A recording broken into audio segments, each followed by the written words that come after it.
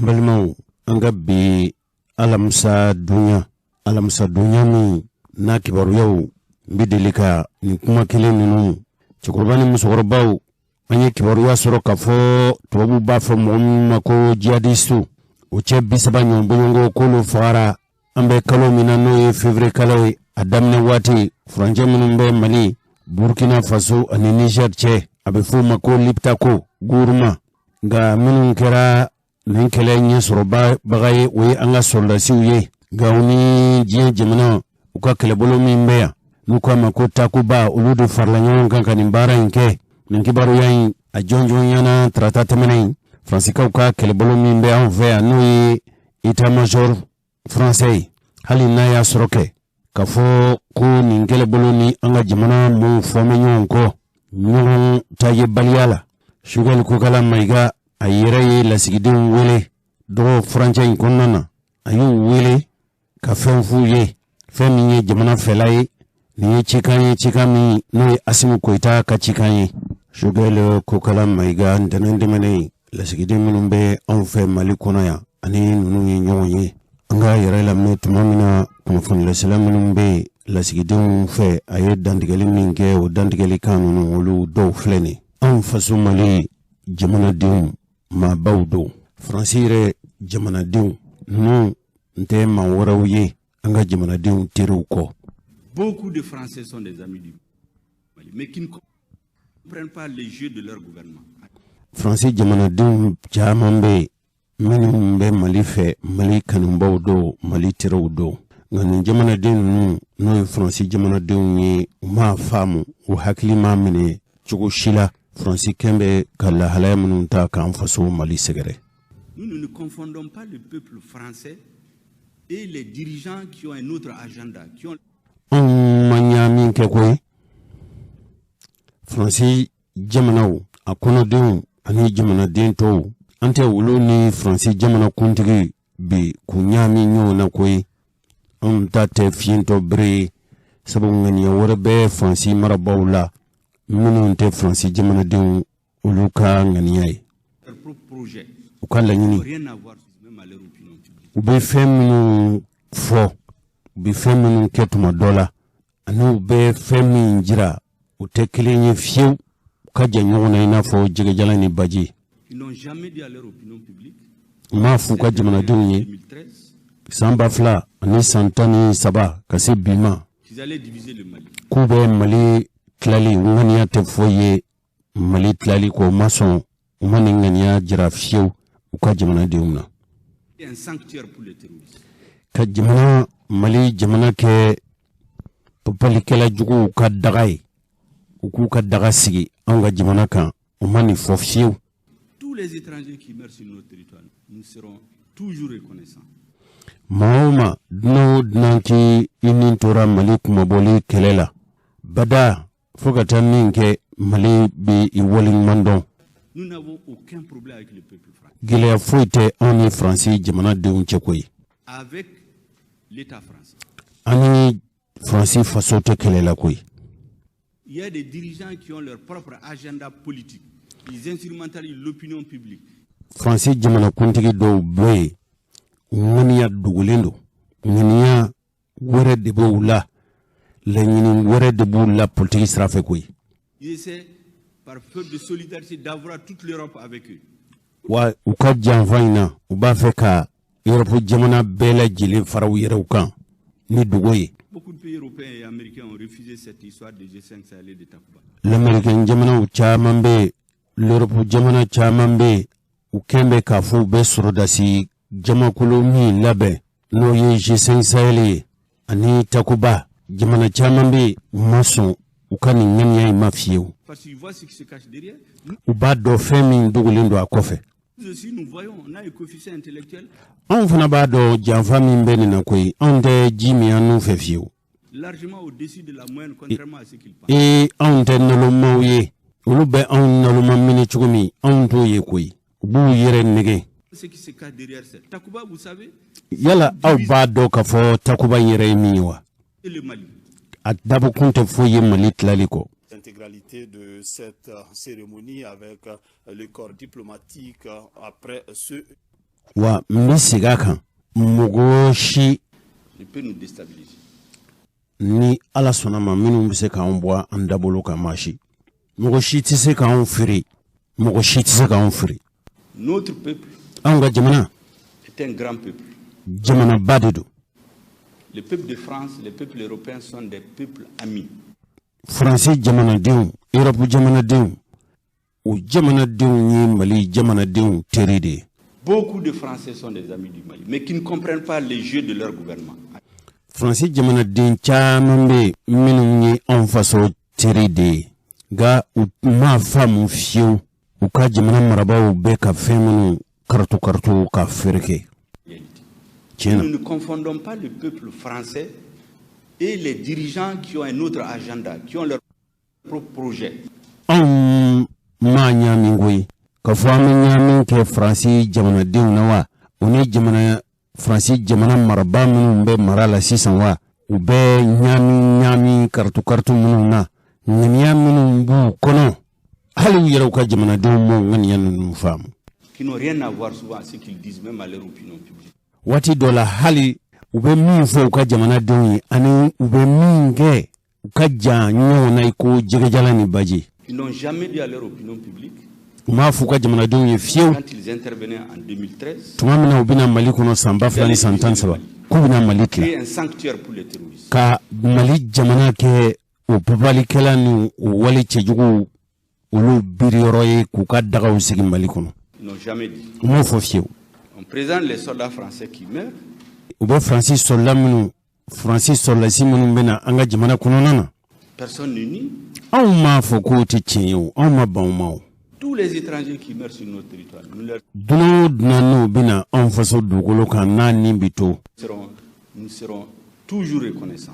an ka jamana kumabɔli la n'u fatura fo ka taa min kɛ anw tɛ ɲinɛ olu kɔ an b'u waleɲuman dɔn an b'u barikada. À jamais. bada an tɛ ɲinɛ o kɔ. On nous dit qu'on est venu libérer le Mali.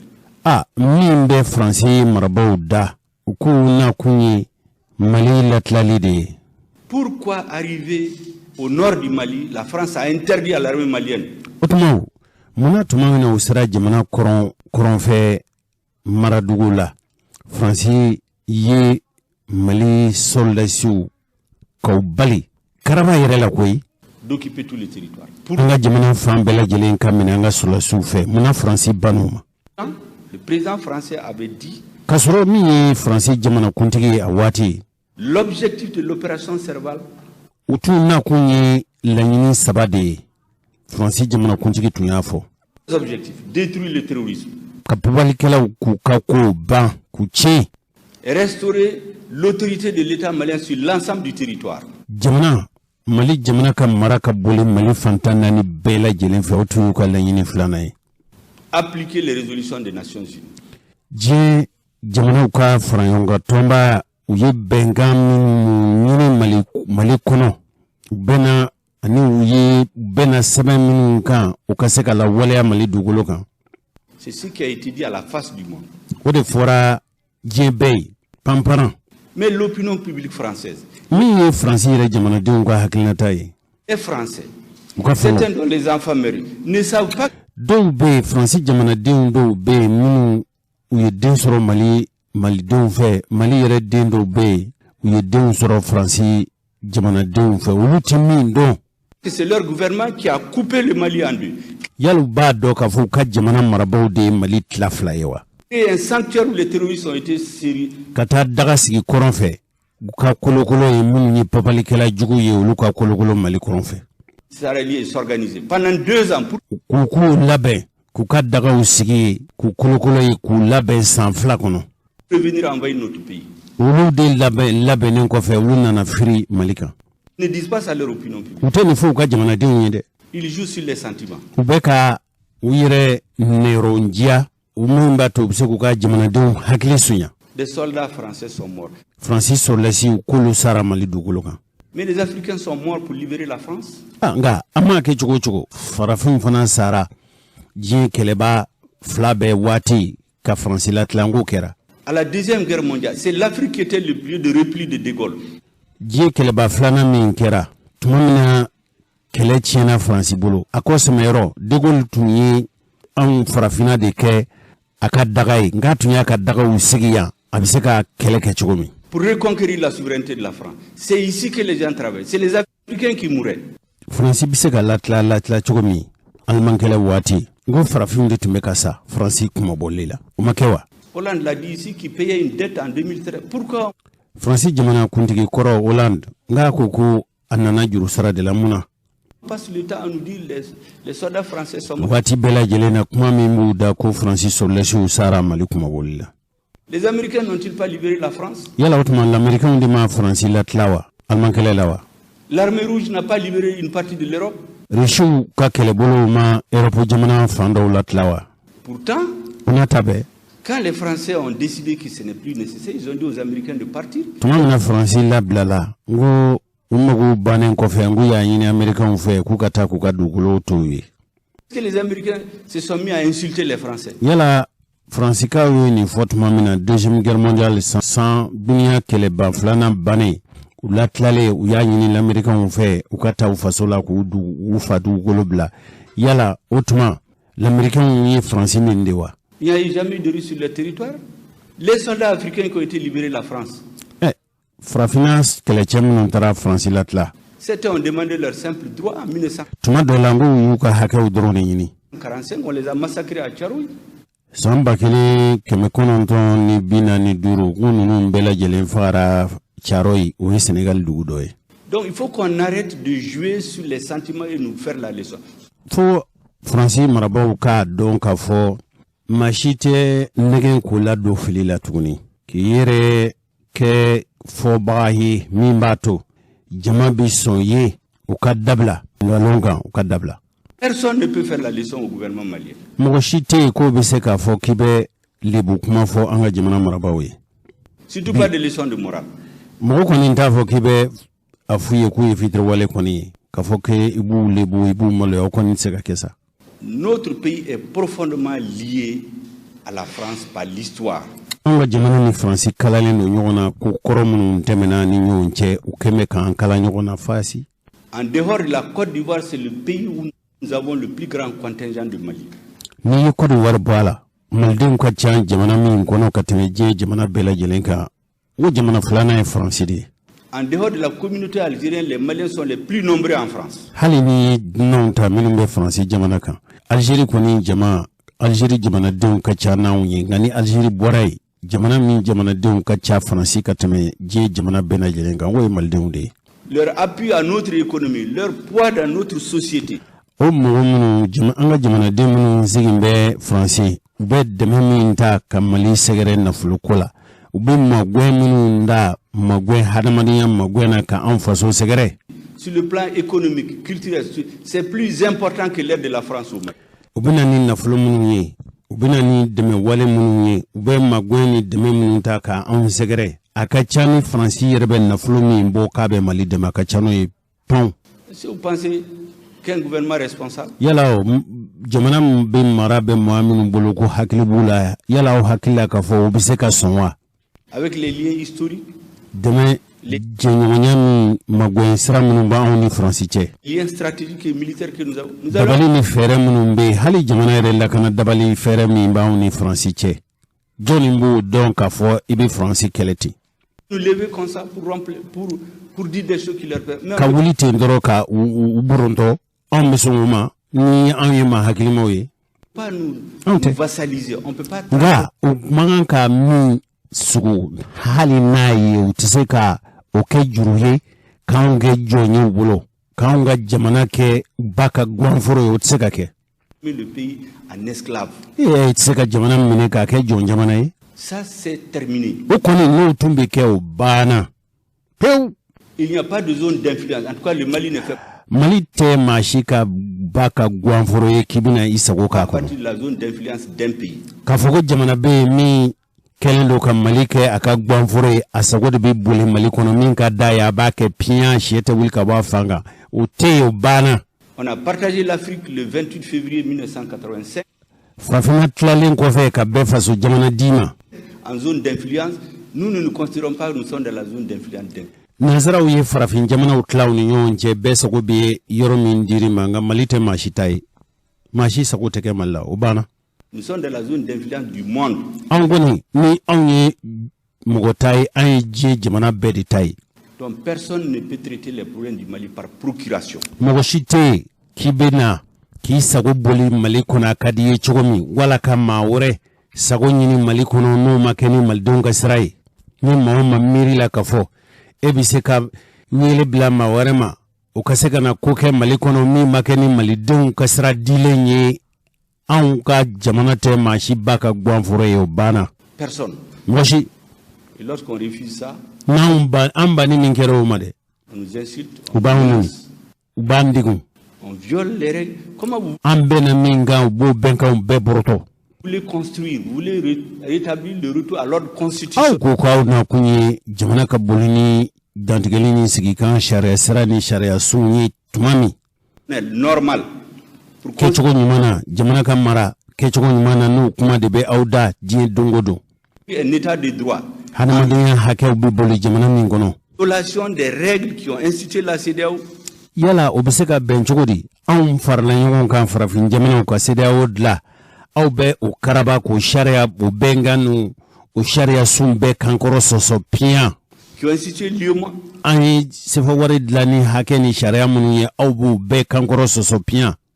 Qui ont institué les Nations Unies, vous violez ces règles. Hali diɲɛ jamanaw bɛnna bɛnkan minnu kan a b'o bɛɛ kankɔrɔ sɔsɔ. Vous dites que vous voulez ramener l'ordre constitutionnel. Aw ko k'aw b'a fɛ an ka jamana ka sira jɛlen ta a bɛ mara ni jamana dantigɛlen sigi kan sariya sun min ye an ka boli o sira fɛ o ka o la tan. Ayi. Ce n'est pas possible. O tɛ se ka kɛ o tɛ bɛn. Nous ne changerons contre rien. Anw tɛ an ka jamana ka hakɛ falen foyi a tɛ falen ni foyi ye jamana danbe a tɛ falen ni foyi ye. La sécurité de notre pays. An ka jamana lakana k'a fɔ ko anw b'o jago ni fɛn wɛrɛ ye wa ayi fiyewu. De nos populations. Ani jamanadenw ka hakɛ. Ceux qui veulent nous aider. Maa minnu b'a fɛ k'an dɛmɛ u bɛ se k'an Celui qui dɛmɛ. pose comme condition. Ni maa min ko n'i ka nakan kɛ ko fo tan ayi. Qu'il faut qu'on continue à tuer les Maliens qu'on accepte.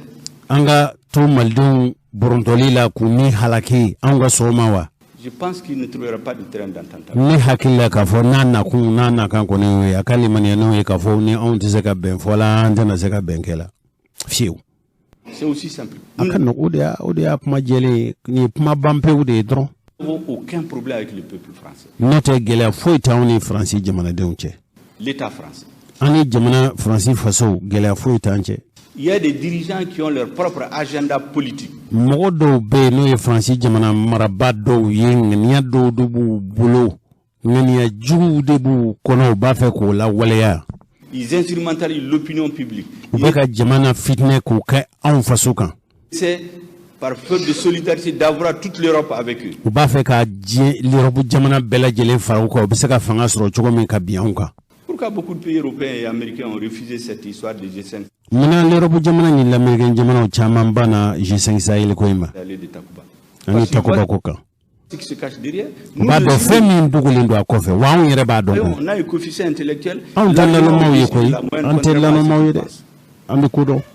Nous savons ce qui se cache derrière ça. An b'a dɔn k'a fɔ fɛn min dogolen don a kɔfɛ an b'a dɔn koyi. Vous savez, A bɛ c'est pour Takuba kɔrɔ diviser le Mali. Pamuru de don ka Mali tila. C'est le sabre Pamuru de don en Soraya en Tamashek. Tamaseka ni sɔrɔ i kana Pas un kɔnɔ nom qui a été pris par hasard. u ma a tɔgɔ ta gansan koyi.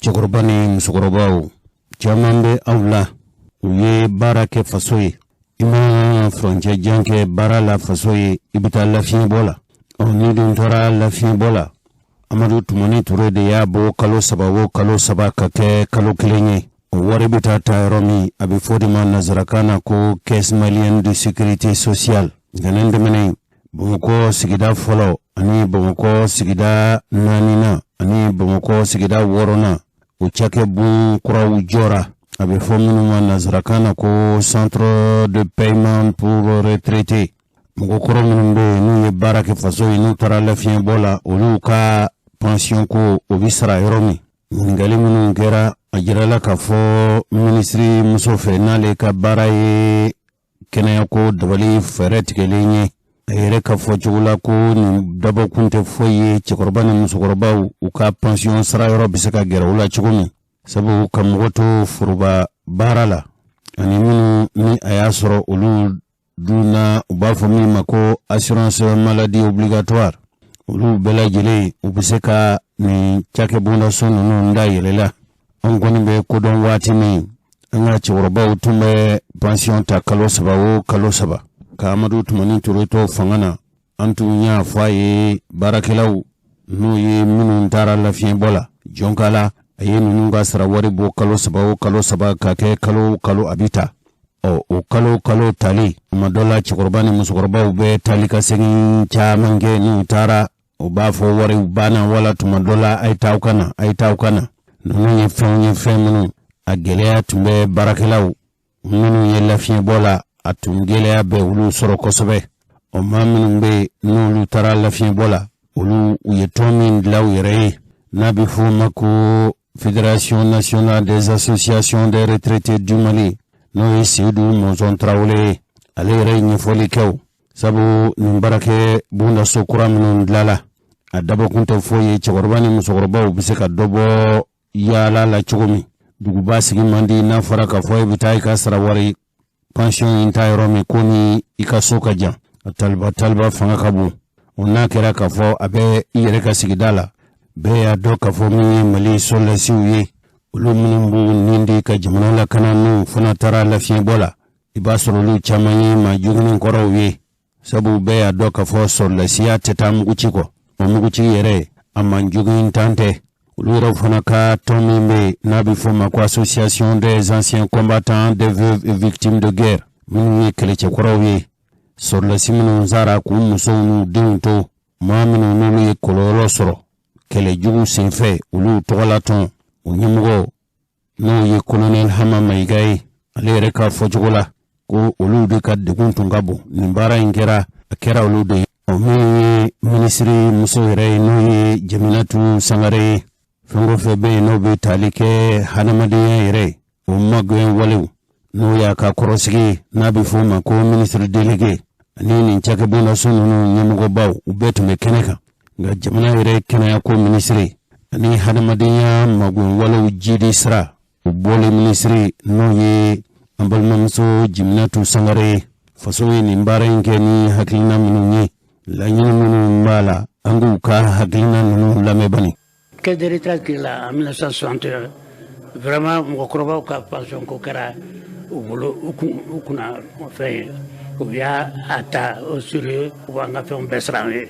Il y a à peu près 2 ans, une initiative au niveau de la CMS k'a bɛɛ sara a pensionnés ye sur place par Orange Money. Frais tɛ sara foyi tɛ sara.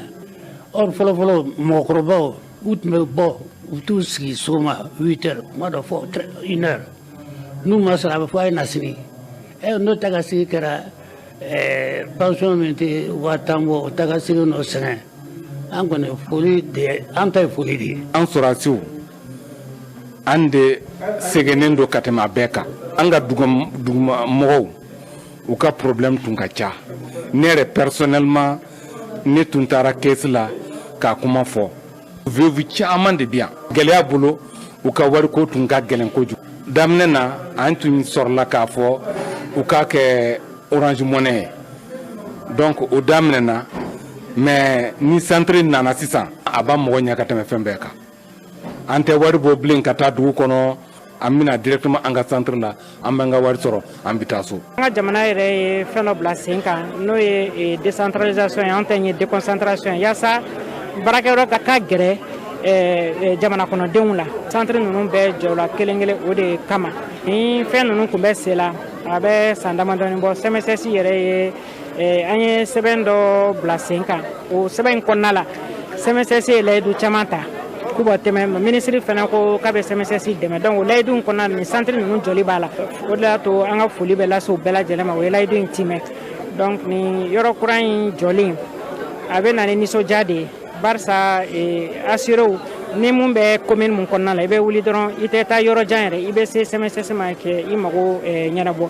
o foli halisa o foli kelen don k'a lase CMSS baarakɛla bɛɛ lajɛlen ma halisa k'a fɔ u ka cɛsiri halisa u k'u cɛsiri baara ɲɛni fɛ yaasa an ka assurew bɛɛ lajɛlen u bɛ se ka nisɔndiya sɔrɔ cogo min na n'u donna CMSS kɔnɔna la o nisɔndiyalen de ka bɔ commune 3 ta kɛra bi commune 3 tɔw fɛnɛ ta bɛ sen na n'Ala sɔnna ma inshallah donc hali dɔ bɛ nale halisa kɔnɔna région fɛnɛ na o bɛɛ bɛ o programme kelen kɔnɔna.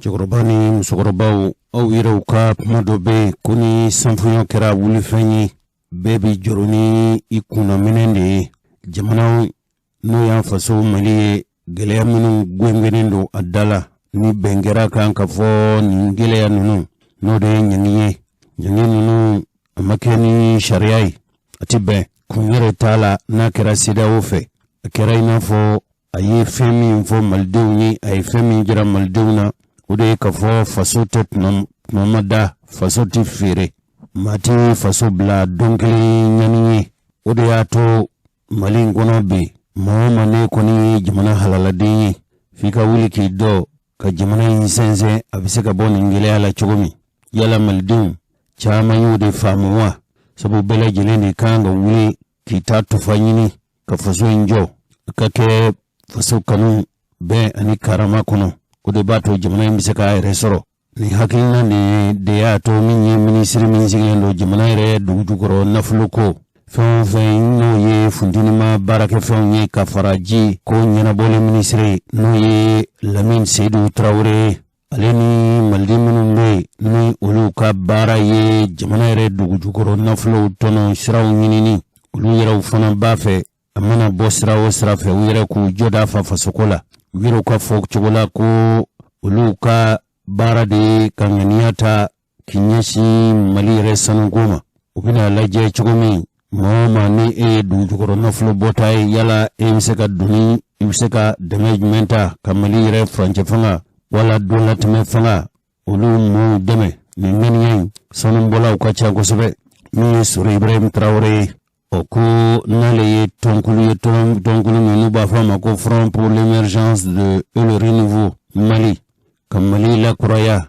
ko u cɛsiri walew kɛ wulikajɔ kulu fɛ olu k'u ye nin ŋaniya min ta ka bɔ Mali sanubɔlaw fɛ ani fɛn o fɛn bɛ yen n'o ye dugu jukɔrɔ fɛnw tɔnɔbɔbaa ye ŋaniya min y'u bila ka taa kuma minisiri fɛ an k'u ka hakilina ninnu lamɛn bani. Laɲini min b'an bolo o de ye Mali sanu baarakɛla bɛɛ lajɛlen seko mana kɛ min ye an k'o fara ɲɔgɔn kan nin février kalo in tile 26 ka n'a lase e minisiri ma e min ye anw ka ɲɛmaa ye gouvernement kɔnɔ i k'a lase président Assimi Goïta ma ko anw seko ye nin ye Mali ka yɛlɛma hɔrɔnya o sira taamali waleyaw la.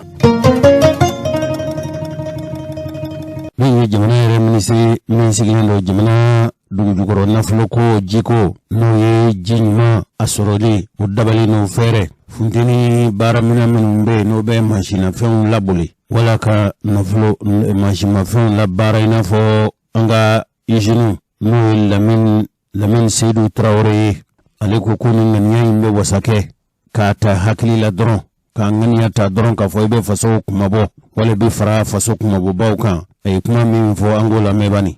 aw ko k'aw bɛ mun kɛ ni mɔgɔw y'a dɔn ka aw dɛmɛ a baara kɔnɔna la dɛmɛ kɔfɛ ka se yen nɔ bɛɛ b'a fɔ ko américains nka ni mɔgɔw m'a dɔn ala y'a dɔn ka ban aw ŋaniya ye mun ye o ŋaniya in dɔrɔn hali n'aw ye dɔrɔmɛ kelen de sɔrɔ ka di an ma ala bɛ barika don dɔrɔmɛ kelen in na a bɛ Mali kungo dilan et ni ko ma kɛ côté dɔn n'i ye mɔgɔ o mɔgɔ ye n'i y'a ye yɔrɔ dɔ la k'a sira yɔrɔ dɔ la a bɛ yɔrɔnin min na o don ka n'o jateminɛ dɛ i b'a ɲini k'a dɔn a ye sɛgɛn min kɛ kɔfɛ ka se yen nɔ bɛɛ b'a fɔ ko américains ye première puissance ye bi u sɛgɛn. an balimaw nin ye a tile fila ye an bɛ ka kibaruya dɔ lase aw ma kibaruya in ka kimɛ nin kɔni n'a ɲɔgɔnna ko ye bɛɛ kungo de ye sabu maliden ka dɔgɔn bi telefɔni tɛ min bolo Mali kiritigɛbaw k'u ko Mali telefɔni cakɛbondaso 2 a bɛ fɔ min ma ko telefɔni mobile ka fɔ k'u ye ntarakili kɛ o ntarakili ni telefɔni ci ka ban a bɛ taa bila segi dɔ kɔnɔ ko i k'i ka ci fɔ n'a bɛ fɔ o ma ko répondeur anga dungibaru temene nunu anga umakuni na nyona ko mandelika ke sabu mi mali kribulu no ye cour d'appel Bamako ayeni chake bunda so flanyani na fulum fora abin ka sifawari miliyari keme flabo ni damakashi inde tunkera kulu fe bafo mi ma ko réseau de communicateurs maliens de téléphonie mobile no ye re makotani lu yerobe kulu la kulumi no coordination des associations et regroupements de la société civile du Mali ajlala ka fo tumbe no ye yere faranyo nganto avec masabani bi woro hakebo na fulum fora ku ninjake bunaso flaka usara ujatira ka sabuke Orange Mali re uka na fulu bi mara yoroni banki mina ka fara Mova Africa ka ulu ya jira ka fo ninkirimi ndegera umajeni kritikali jabi tunu dama kashi krila ukiri jabi de bora kosaina ngoni ya ye ka fo mando tun suganira abe fo mimma ko expert indépendant utuni adama nantume kwale kalambumba de karamgo badoy ale beni na Dakar kabli bakilisani kimekono toni bishegini shegin ningoyi judon wati ko kritika ba utunya jira ka fo Orange Mali ani Malitel kube jamana dingwa na flo ube antaraki sabu ne koni mugo wile tuma dola okera soro fenyu umake soro fenyu wati dola yani ka chire lase ko abitachum na chuna tema shi black nyininga yalaw eba feka chila sewa wala eta feka chila sewa utike ufe uchegorba juli be o musogorba juli be no ye credit ku ka telefoni na abita répondre kan wari bi sara efe kili follow min tun kera utun kera novembre kalo samba flani sambwani kile uyiminga kelela abe changer fo san kono bobi pour d'appel de tunyi nunu nyangi ku ka saralike okunga ko chake bunda so mimbe no de ka bara ye ka lajeni ni chake bunda so nunu mbe bara ke ni sharia ko ni ngale ko ni wari nunu sarali ko ye sharia uyero kwa fochugula ngama bosra osrafe anga nyimugo yere angolo lame ni minfo nazarakana ambala je ko yelema bamanangana abuseka famille l'histoire chumi bismillah. On a travaillé indirectement avec des opérateurs, surtout les DG. Kuni ni ngejuru chile chake buna so anu be barake la dala nga kirengana ni nyana ni chake buna so nunu nyemego bawi. Chaque fois quand ils ont eu besoin de nous. Tumanu haju dona auna. En matière d'information, on a eu à contribuer. Kibaru ni srala ani anga ketake. Sur ce plan. Usra koninka. Étant gardien du secteur. On dit ni barasrain, on dit ako koloshilikela uye. Quand on est régulateur. On dit ako hake wale ba uye. Ni dunyo uketa ni dunyo keba yekoni. Ça veut dire qu'on surveille le secteur. Ika barade ka koloshilike kanyana bolike. Non seulement pour défendre les intérêts de l'État. Jamanaka nafasro hake nyinini oyere dronte koy. Mais on doit défendre aussi les intérêts des opérateurs. Minumbe nolu yeni chake bunda sununu barake bawi ambe ulu funaka hake matrafa. Et les intérêts du personnel. Hali minuni barakela uye ulu funaka hake bi koloshanfe. C'est notre mission, c'est le triptyque. Oui, ode anga bara ekoy. Voilà, donc on est obligé. Oui, wajibi de amma. Chaque entité. Barake bunasuni bolofara. Minyi barakela uyeu. Minyi minu yuka na fludo ni chake bunaso uyeu. Hali minyi fasoni jamanaye. Be niro makran. Mais ces trois-là. Ni bolofara sababe. Il y a des difficultés ou bien des préoccupations. Ni tuma ni gelea ni funyongoni woyobu ni nyonje. Donc nous, nos portes sont ouvertes. Angoni ngada yelelindo bay. Parce que les textes sont de nos côtés. Sabu sharia mimbe boli nunu mbe ni nyonje ou sharia be on de fait. On a cette mission. On yireka bara de oye. Les accompagner. Ku senzen ku blasra. Si ils sont sur une bonne voie. Ubesra no koni besra nyumanga ngoni. Ils ne sont pas sur la bonne voie, puis le moment simplement on est des gars. n'u tɛ hali n'u tɛ sira ɲuman kan u bɛ se ka dɛmɛ cogo min k'u bila sira ɲuman kan. Que vous demandez ou bien ce que vous faites. Ka u ɲininka yala u ka baara kɛta ye u bɛ ka mun de kɛ wala k'u ɲininka aw ka sira in ye aw bɛ sira min bɔ sira sugu jumɛn don. Pas conformément au texte. Ni ani jamana sariya ti bɛn an b'o f'u ye. Donc le débat est clos. O y'a kuma bannen ye. Monsieur le Président, ɲɛmɔgɔba. Aujourd'hui, les deux sociétés de télécommunications ont été condamnées par rapport à l'interprétation d'une recommandation de l'Union internationale des télécommunications. A fɔra k'a fɔ diɲɛ yɛrɛ jamanaw bɛɛ lajɛlen u ye bɛnkan dɔ lawaleya o bɛnkan ɲɛfɔli bɛɛ bɛ ka a sama ka t'i ta fanfɛ. Mais vous, en tant que régulateur, aw minnu ye a ko latigɛ ni ko ɲɛnabɔbaw ye kɛ. Quelle est votre interprétation de cette recommandation de yala laɲini minnu fɔra diɲɛ nɛgɛjuru ani kibaruyaw cili o siraw n'u walew la yala bɛn kɛra o ɲɛnabɔli ko min kan yala e ye a faamu wala e y'a ye cogo jumɛn. Union internationale des télécommunications. N'o ye diɲɛ kibaru kunnafoniw ci siraw ɲɛnabɔli ye a fɔ. Très simplement, c'est écrit là-dessus au président de la résolution. K'a fɔ nin ko ninnu u ye minnu bɛ ninnu ni ɲɔgɔn cɛ a bɛ tali kɛ u ni ɲɔgɔn cɛ sira ni hakɛbɔw la n y'o de fɔ. Laɲini minnu fɔra u ni ɲɔgɔn cɛ baara ɲɔgɔnya na u ni ɲɔgɔn cɛ walew tɛmɛsira la. Ko nin ko min n'u bɛ min fɔla a bɛ se ka kɛ de ni bɛ nɛgɛjuru ci ka bɔ jamanaw kɔnɔ ka taa jamanaw kɔ kan ka bɔ jamanaw kɔ kan ka na jamana dɔw kɔnɔ n'a bɛ fɔ a ma ko international. La matière qui est querellée aujourd'hui, c'est le kuma min bɛ ka min ye gɛlɛya don ni ɲɔgɔn cɛ bi. Au niveau national. A fɔra de k'a fɔ a tɛ lawaleya n'a y'a sɔrɔ i bɛ jamana kɔnɔ a tɛ lawaleya o de sira fɛ. Déjà il y a un problème. Ni kɔni kabulu yɔrɔ la gɛlɛya bɛ yen sabu obligatoire. O tɛ wajibi ye. Donc si on veut la rendre obligatoire, jamana o jamana n'i b'a fɛ a ka kɛ wajibi ye i ka jamana kɔnɔ on met dans le texte. I b'a bila sariya kɔnɔ a kɛcogo la. Législatif. Sariya de bɛ o siraw bɔ. Les textes législatifs. I bɛ sariyaw ta sariya kolon minnu bɛ olu lawaleya. On doit la rendre obligatoire. Ni a bɛ kɛ a kan ka kɛ wajibi de ye fo a ka bila sariyaw kɔnɔ de. Une disposition ou bien une recommandation. Sariya o sariya n'o bɛ ta wala laɲini o laɲini bɛ kɛ fo ka k'a dama sariya de sariya min b'a fɔ a ka kɛ wajibi ye. Traduit dans le texte. En ce moment, ça na a bilara sɛbɛn kɔnɔ tuma min na sa le caractère obligatoire. a bɛ kɛ wajibi ye. Très simplement. Pour l'instant, tel n'est pas le cas. Wajibi tɛ a t'o cogoya la. Tel n'est pas le cas. A t'o cogoya la. Et la matière qui est querellée, c'est le code. Jalaki minnu bɛ ka ɲɛfɔ. Communication de quand tu bascules. A kɔni fɔra de k'a fɔ ni maa o ma ne kɔni b'a fɛ ka mɔgɔ wele ni mɔgɔ wele ma sɔrɔ n'a kɔni kelekura ka taa. On dit que c'est un service plus. A bɛ fɔ k'a fɔ o ye ka dɔ fara baara kan de.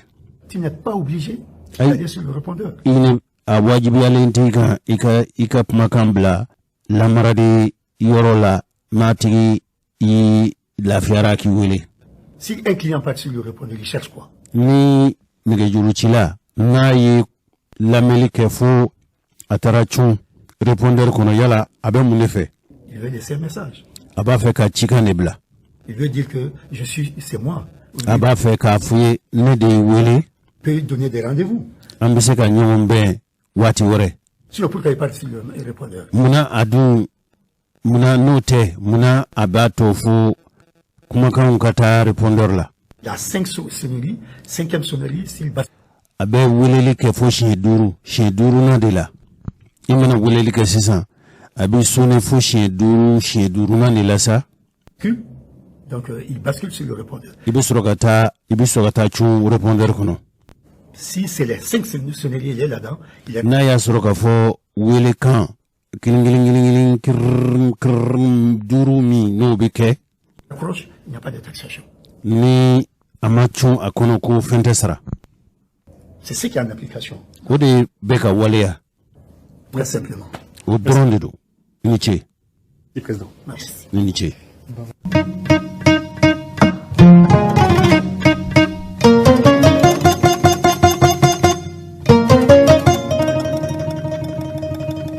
Cɛkɔrɔba ni musokɔrɔbaw minnu ka baara ye hakɛ bolili hakɛ dili anw minnu bɛ ninnu ka pusi san k'a don an ka telefɔni kɔnɔ olu minnu b'u ka minɛnw donni kana Mali kɔnɔ wala olu minnu b'u ka baarakɛminɛnw labɛn ni u bɛ pusi di anw ma ni anw minnu b'a fɛ ka kuma ɲɔgɔn fɛ an bɛ ɲɔgɔn lasɔrɔ hali min ye faso ye faso ka hakɛ minnu kan ka matarafa min ka baara ye o hakɛw sabatili o kuntigiba de kumana sisan ne kɔni ye min faamu o de ye k'a fɔ telefɔni bɛ sonné fo siɲɛ 5 ni siɲɛ 5nan in de la sa n'i tora weleli la o kɔrɔ ye k'i b'a fɛ ka ci de bila ale y'o de fɔ n bɛ segin a kan sabu kununko dɔnkibaru kɛnɛ kan n y'a jira k'a fɔ a ye kuma nin fɔ nanzarakan de la an y'a lajɛ a ye kuma fɔ nanzarakan na an y'a yɛlɛma bamanankan na ni a y'a sɔrɔ k'a ye lamɛnli kɛ wala a fɛ ma ye lamɛnli kɛ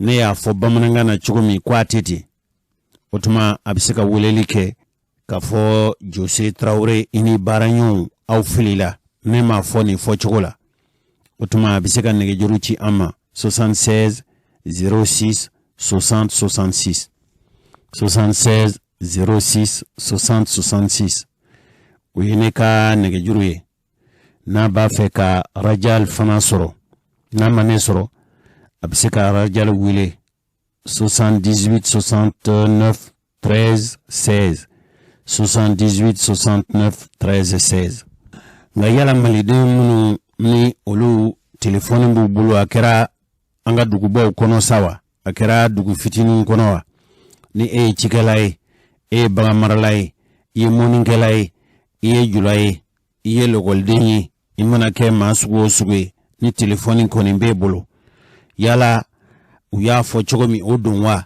yala telefɔni bɛ sonné fo siɲɛ 5 de wa siɲɛ 5nan de la a bɛ taa répondeur kan yala o ye tiɲɛ ye wa yala o kɛli ka ca wa an tɛ mɔgɔw ɲininka kununko an ye nin ɲininkali kelenw kɛ kununko ta ani bi ta an k'u lamɛn bani. O tɛ wuranci ka kunnafoni ye. Bon o de la n tun y'i wele. Awɔ. Wala sun ye wele kun tun ye o le. Awɔ kibaruya jumɛn don e b'a fɛ k'i da don Soterno Malitel ka ko in na wa. So o yɛrɛ de don. Awɔ. Jose o bɛ ka min fɔ nkalon yɛrɛ de don. Awɔ.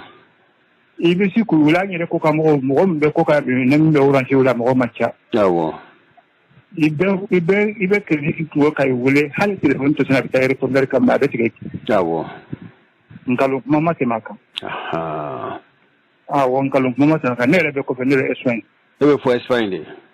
Awɔ ne tɔgɔ Burama Sidibe ka bɔ Wasolo. Awɔ. O bɛ ka fɛn fɛn fɔ nkalon de don. Awɔ. I ye ko ka téléphone sonné siɲɛ 5 a tɛ siɲɛ 5 sɔrɔ. Awɔ. N k'i bɛ téléphone i b'a wele wagati dɔ a bɛ sonné siɲɛ 1. Awɔ. A filɛ nin a bɛ taa répondeur kan mais o tɛ wuranci ka kunnafoni ye. An yɛrɛ compagnie dɔ bɛ internet kan. Ko Liboni. Awɔ. An b'o le ta bi ka wele o la. O ye fɛnɛ ka nɔgɔn dɔɔni parce que i b'a ye wele la bi o tɛ répondeur kan mais o fɛnɛ ye France compagnie ye han. Awɔ. O France compagnie sinon a bɛ ka fɛn fɛn fɔ a bɛ nkalon k'a bɛ siɲɛ 5 kɛ ka nkalon kuma lo. Awɔ. Muso min bɛ ka kuma nin ye olu bɛ ka kuma n'olu ka internet parce que fo ni a jɔra olu ka baara bɛ jɔ. Awɔ. O ni tiɲɛ tɛ kelen ye o. Awɔ. O ni tiɲɛ tɛ kelen ye. K'u k'a ɲɛɲini. Ni Ala sɔnna ma. An mana kɛ min ta la ko o bɛɛ dɔn. E ka kuma ninnu a bɛ se ka kɛ sabu ye komi aw ye jamana kɔkanmɔgɔw ye. Awɔ. A bɛ se ka kɛ sabu ye jamanaden ninnu bɛ se ka bɔ kunpan na. Awɔ. Awɔ i ni ce. An marahaba i Jose. Anba. Bon k'an bɛɛ wɔrɔ. K'an bɛɛ wɔrɔ. Cɛkɔrɔba ni musokɔrɔbaw nin seereya damadamaw tɛmɛnen kɔfɛ fɛɛrɛtigi ko n ma ko minnu bɛ n'u wulila ka nin kɛlɛ kɛ ni a kolatigɛ ɲɛmɔgɔ ye dɔgɔtɔrɔ Adama Tarawele k'o ye kunnafonilacilaw wele kuma b'u da an t'u lamɛn. O tumana an tɛ se ka taa ɲɛfɔ an ka o denmisɛnnin ninnu fo awa an bɛ se ka kuma sinsin an ka kibaruya yɛrɛ kan o ye jumɛn ye awa anw ni telefɔnitigiw bɛ ɲɔgɔn na kɛlɛ ma daminɛ bi kɛlɛ caman don n y'a kɛlɛ ma kɛ 2004 fo ka na se sisan ma ni n b'a da la a bɛɛ la a bɛ jɛya mɛ a bɛɛ ye mun de bɛ sɔrɔ ka di fantanw ma a bɛɛ ye fanga jamana yɛrɛ ka sɔrɔ an b'a kɛ cogo jumɛn k'u lakana walasa jamanadenw k'u sago sɔrɔ n fɔra dama ka kɛlɛ b'o de kan a fɔra dama awɔ n bɛ min kɔnɔ bi u ko min ma ko répondeur ye mun ye o ye fɛn min ye technicien ale bɛna walawala sɛbɛnw kan an bɛ kuma ni daluya de ye ka essayer k'a fɔ o kuma tɛmɛna ɔ an y'a ye awɔ ko syndicat 4 farala ɲɔgɔn kan juma tɛmɛnen awɔ ko ka taa conférence kɛ k'a yira k'a fɔ ko kiiri min tigɛra k'a tigɛra ni gafe min ye ko fili kɛra la tubabukan na qu'il y a eu une mauvaise interprétation de la recommandation de l'UIT. UIT est Union internationale de télécommunications. C'est le gendarme du monde. Dieu faba ben. Télécom be yoro ali ba yinabo. Akado fra UIT. Ale de onika agence for. C'est la première agence onusienne. L'UIT. Jamana cité ko téléphone ko sere ke jamana na ma ye min côté aw min be ni ko kono sa lo ko ko be aw oni be ya le conseil de sécurité o de be sera o tiga o de be décision ta unité fene c'est il y a le conseil de l'unité unité jamana font faire des oni là et unité mai donc les 154 pays africains ils sont tous membres de l'ONU, tous membres de l'unité. Lui, Mariam Bourala, conseil, Madame de Boukono, à Mali, à quelqu'un de Samuan Douye, Mali, conseil. À vos conseils, qu'on a Munga. Un a dédobé, docteur Amadou Touré. À 100 ans d'ouvrier, par la foro, il y a des kata, à Veromira ou Yamakadam. Au salon de Douye, avec tout. Yala sa aka faso kaye conseil de unité kono donc mali fura dama avec conseil kono a conseil fene tamo so mbala expert beno nyefo yi ako famia ne c'est économique ou quoi dit ko mundaru kan janginana a fora ko orange ka 115 milliards sara nogotala a fora ko sotelma ka 56 milliards et quelques nogotala shida karaka au compte de la ligne, un kill de Minga 2013, on a mis démontré, on a de la soirée à Foka, c'est bien, d'ailleurs, on a dit 400 milliards. Ce n'est pas 115 milliards, c'est 400 milliards, on a mis réclamé. Nous refait pas. Totalement, tu es 196 milliards. Nous retardons. Kabi 2013. Nous avons une belle idée. Qui est le Watimina 2013 kono aya nga sebo mbla awa so tellement ni orgaji ya yira tribunal maula kuka usiri amertepe la watu kuma fa ko CRT awa kuka ulu yininga ongala yini lan sara bi mata awla yini na so ko dara bala wodi fo ni awa amertepe ya akota utu ya kile mo ani kile da uya sebenge ka atikata ametipela ku ben ku dama akaka hamiliya mirala ga kile mo ani kile mu au kera en janvier 2013 awaka janvier 2013 jusqu'en juin 2013 MTP mangambo uma sebentikata nyab wata dema mi gebita kasi fa ken geboy awa o de se ça taka siku kunana ambara nona yorochama ngabuka sebe chuma kun adeseredo oto aya fani klem wali kini ekal duru foki ka fodro ho ayi awa mara surana hakula u dusu bole sebe ngara kata u dusu bole ya biata ani on la yinti yon serla awa expert bi dadu ara kanye foye u ko sebe ko opportunité be ga mingi ko c'est légal wa sebe u la sebe ko c'est légal ko abseka ke mais ko mingi c'est légal ko c'est légal ko kanaka serait mis no oya numéro mun fo gafo corona na ku te ka serait tableau so o kele alors ko oya prix mi fero le prix à la seconde c'est 1.8 ko o mi fere fora ko o fere badu awa on ya yira na mo je bana mo se berata ango me on to kuna koyi ango de o be mi jou en hum afro ko kamile dawdika le répondeur ou facturé am o zama ni ni ne be téléphone ci mama ngoba ni le ta ki soro o do de o be wuli ki jo ati de ta abita ya ta soro ma ati soro juna abe ni yoro o e be kumaro ne mo yindi mi ngora ne me eyi nga ika fo ne o ka sabe safe abe kuma ati en no o tene soro la no ne be mi yini mu bo soro mi mama ni mo soro e kele be kuma ekele puma ne kɔfɛ i ka kuma e yɛrɛ bɛ se ka ne ko o wari ta ne kun ne de bɛ mɔgɔ min ni mun sɔrɔ n ko fila don ne kumana ka ban e b'a fɔ o bip o kɔrɔ ye ko ni ne kumana ka ban n'i bɛ se ka message bila n'i bɛ se ka kuma sisan sa ne kumana ka ban ne ko ko ayiwa n'i b'a fɛ ka message bila ne y'a bila o tuma na n'i ka service ta o tɛ fɛn ma ni ɲɔgɔn cɛ i bɛ se ka n ka wari minɛ parce que ne de y'a ɲini maa min bɛ yen n bɛ kuma ye a bɛ komi n'i ka ni baara telefɔni na mais ne ko ko n ka message n'i m'a bila fɛn dɔ ɲɔgɔn cɛ koyi e de kumana kelen na i kuma fɔ i ko n'i tilara i bɛ message bila ne m'a bila foyi t'a ni ɲɔgɔn cɛ awɔ union internet télécommunication o de fɔ o baara min y'o ye ko diɲɛ fan si fɛ k'a yamaruya tɛ maa si bolo i ka o wari minɛ consommateur kun o ye diɲɛ yɛrɛ bɛɛ lajɛlen faba mun bɛ le gendarme du monde o ye unité de ye u ye gafe bɔ ka sinsin ka clarifier o dɔ la b'an bolo yan an b'a yira o la u b'a yira u ka kuma kɔnɔ jumadon ko wari min fɔra 115 milliards et quelques n'o ye Orange Mali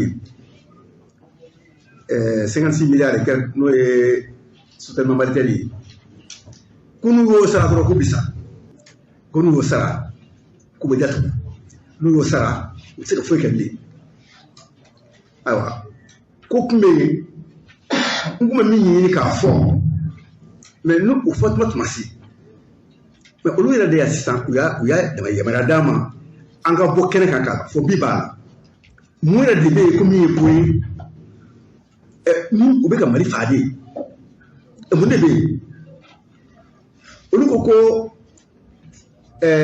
min fɔra a ka ca olu ma wari t'u bolo mais maliyɛnw bɛɛ kɛ ɲɛfɔw ye min bɛ kɛ Mali la t'a si dɔn diɲɛ bɛɛ bɛnn'a ma diɲɛ bɛɛ ko Mali de ye numéro 1 ye Orange International numéro 1 a bɛ sɔrɔ ka yɔrɔ minɛ jamana bɛɛ kan la France a près de 50 millions d'habitants diɲɛ fan bɛɛ ko Orange bɛ dugu o dugu la jamana o jamana la ka taa Europe États-Unis yɔrɔ o yɔrɔ ko Mali de ye numéro 1 ye a bɛ sɔrɔ ka yɔrɔ min kɛ Mali la a t'a kɛ yɔrɔ si an t'an yɛrɛ ɲininka sa ko c'est la branche la plus rentable. La branche malienne est la plus rentable du groupe international Orange. Ko min bɛ sɔrɔ yan a tɛ sɔrɔ diɲɛ fan si fɛ mais maa sɔrɔ la min y'a o da de y'a fɔ an ye a fɔra kɛnɛba dɔ de kɛ yan o kɛnɛ o lajaraba kɛra Mali la yan a kɛra 2014 o y'a sɔrɔ o 2014 kɔnɔ o lajaba sen fɛ o ko ma ko Artao ye jɔn ye? L'Artao, c'est l'ensemble des régulateurs de l'Afrique de l'Ouest. L'Afrique de l'Ouest est un régulateur bête. Il tombe à quel moment? Oui, Artao. Nigeria, Ghana, l'Afrique de l'Ouest bête. Au lieu de tomber, le régulateur qui tombe, nous, les gendarmes, n'est-ce pas, des pays, où que tombe, au lieu d'Artao. Sans flau, sans sabbat, ou bien à lamini kɛ ka a kɛ jamana dɔ la Mali ta bɛnna 2014 au kɛnɛ kan ne y'a des répondeurs ko in bɔ ka bin ka je suis membre de la TAO au nom des associations de consommateurs de Mali je suis membre de la TAO donc ton si tɛ sigi ni tɛ wɛrɛ kɛnɛ kan o sen fɛ n y'a répondeur ko in bɔ ka bila maa fɔlɔ min fana c'est le Nigeria a b'o la hali bi ça c'est ordinaire o kuma de tɛ senna bilen o diɲɛna bilen o n ko a b'an fɛ yan o y'a sɔrɔ artawo ɲɛmaaya bɛ jamana min bolo o ye Niger ye a wulila k'i don a kuma ta a ko baasi tɛ a ko nin tɛ baasi ye a ko ne ma a ko a y'a ka ingénieur dɔ bɛ yen a y'o yɛrɛ na a ko n bɛna sɛbɛn ci i ma di nin ma a b'a ci i ma anw fɛ yen orange bɛ Niger a ko nka opérateur dɔ bɛ yen i bɛ ka ɲɛfɔli ko min kɛ a y'a kɛ cogo la consommateurs de y'a sɔrɔ an y'a si dɔn o ko an ye mise à demeure k'a la immédiatement k'a fɔ a ye i bɛ nin jɔ sisan i b'a jɔ ka da dara min kan c'est la recommandation de ça de débilité filanan i y'i ka cahier de charge sɔsɔ a ko n'i m'a bila on a le droit k'i gɛn ka bɔ jamana yɛrɛ kɔnɔ wo sɛbɛn ci ma effectivement bɛɛ yan un regretteur a waati artawo ɲɛmaaya bɛ Niger de bolo o tɛmɛnen kɔfɛ a ko n bɛna gafe dilan yan yanni an ka ban ɲɔgɔn ye la n'o document présenté awa artawo la qui est le secrétaire exécutif d'artawo à l'époque o sɛbɛnw bɛ yan o de y'an lamɛn dɔɔni ne kubi dama dɔ k'o la an n'o si dɔn mais fɛn bɛ nin kɔnɔ n'i y'a ye o tuma c'est normal a ka fɔ ko le Mali est le numéro 1 en 2014 a ko a ka sɛbɛn kɔnɔ a ko Sénégal olu ka abonné wu Sonatel ko ye maa 11 millions d'abonnés au Sénégal a ko olu ka chiffre d'affaires ça fait 700 milliards en 2014 là a ko c'est 700 milliards a ko Mali la yan aw ka opérateur fila jɛlen Orange ani Malitel o farala ɲɔgɔn kan a ko ils ont 19 millions 700 000 abonnés 19 millions 700 000 abonnés c'est bien a ko vous déclarez 400 milliards ou fila 400 milliards 2014 Sénégal mis 11 millions d'abonnés 700 milliards en 19 millions 700 000 abonnés 400 milliards a ko mais a wari tɔ in taara yɔrɔ jumɛn a ko c'est ça l'Afrique ni ko an yɛrɛ on n'est pas vigilant kelen ou on est vigilant ou on est malhonnête fila kuma donna maa caman na donc a ko c'est la malhonnêteté et la corruption.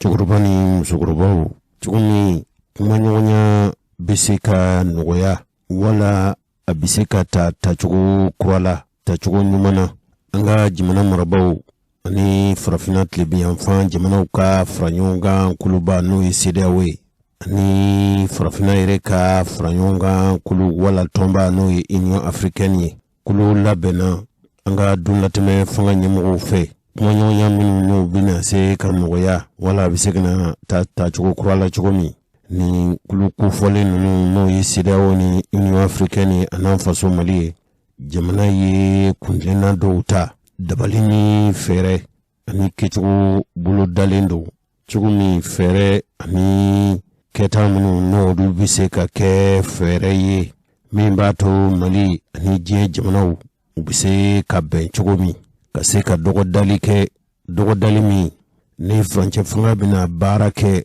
waati ninnu kɔnɔ ka fanga sigi fanga ni min bɛna kɛ jamanadenw ka dungo fanga sigilen ye don latɛmɛ fanga ɲɛmɔgɔ u ye ko dɔ labɛn u k'a ma nazarakan na groupe de dialogue au niveau ministériel ni ye Mali ministre dɔw tɔmɔna k'olu fara ɲɔgɔn kan n'o bɛna kɛ kuma sigibaa ye wala kuma latigɛbaa ye Mali marabaw ani CEDEAO ni Union africaine ni ɲɔgɔn cɛ k'a sigi kun ye ka na ni sɔnɔgɔyaw ye kuma ɲɔgɔnya ye Mali kolatigɛlaw ani CEDEAO ani Union africaine u bɛ se ka bɛn fɔla cogo min u bɛ se ka bɛn kɛla cogo min Mali n'u bɛ se ka kuma ɲɔgɔnya sigi cogo min fɔɲɔgɔn min bɛ u ni ɲɔgɔn cɛ o fɔɲɔgɔn ninnu bɛ se ka wuli cogo min Ghana mi nale CEDEAO nyimgoya be o jamana kuntigi bolo Mauritanie ani tumadola Nigeria Sierra Leone Togo mi ye CEDEAO ye